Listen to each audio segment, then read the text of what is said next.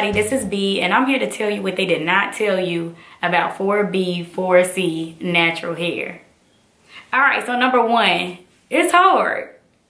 Not hard enough to make you want to get a perm, but hard enough to make you wear protective styling about 3/4 of the time.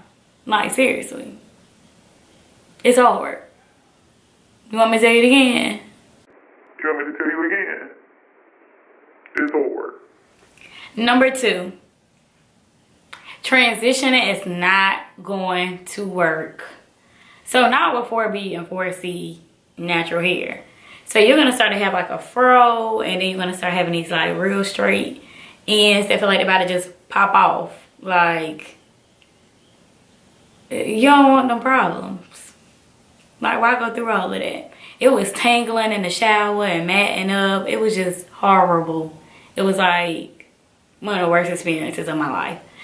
Number three, protective styling is a must.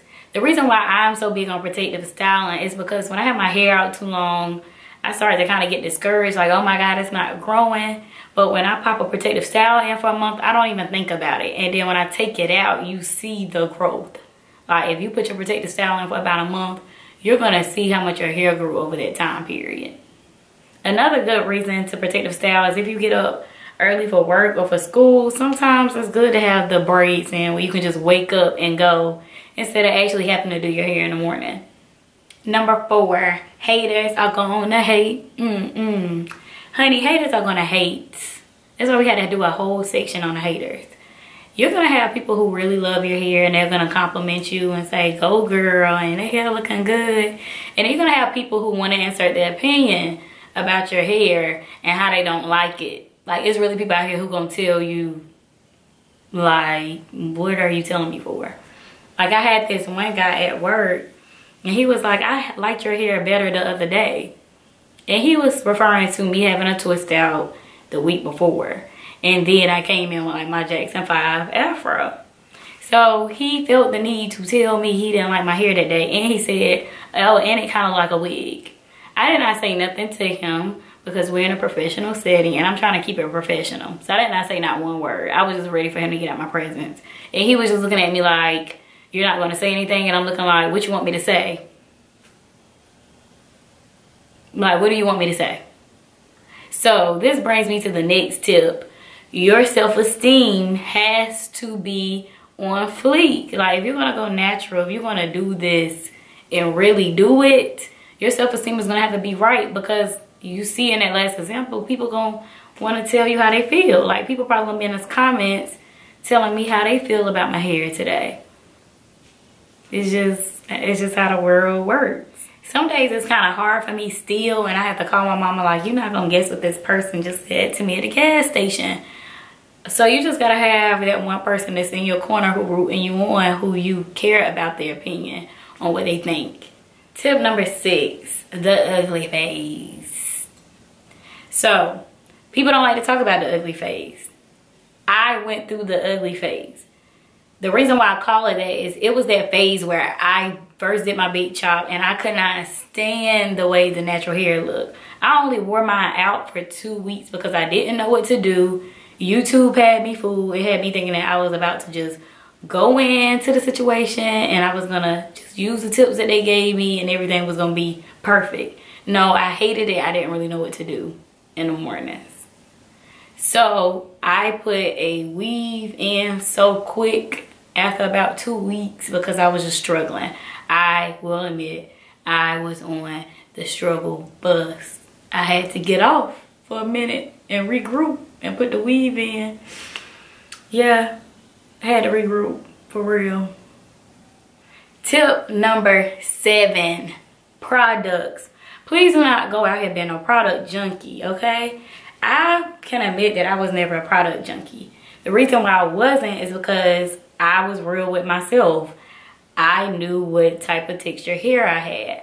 I was not looking at no girl who was half black, half Latino and going natural and trying to use the products that she was using, or a girl who was hair type number 2 and going out and getting the same products she's using, thinking I'm about to go do a wash and go. Like, I was not I was very realistic.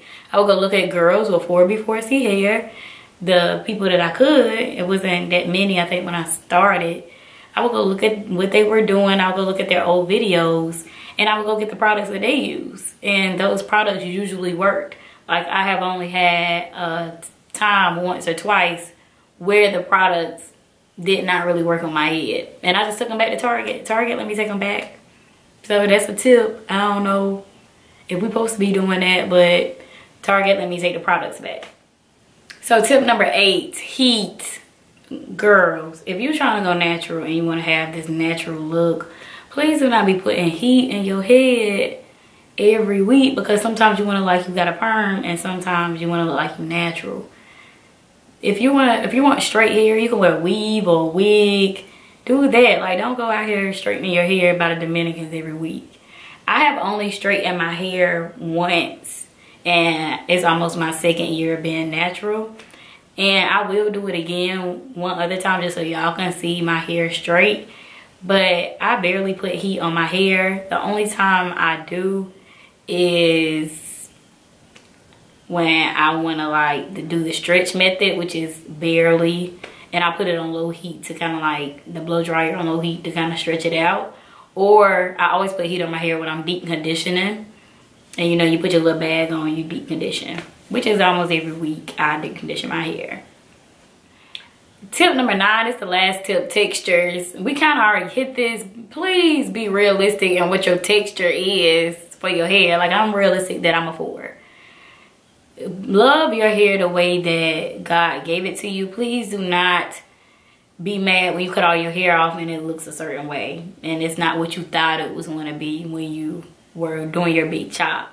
Please be realistic about your journey and just love it and embrace it. And don't look at your neighbor's grass and thinking your grass gonna look like this, because the grass not always greener on the other side.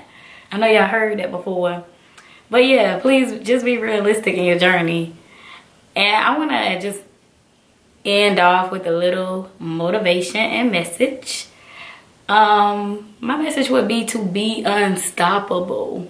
Like, no matter what you want to do. If you want to go natural this year, go natural this year.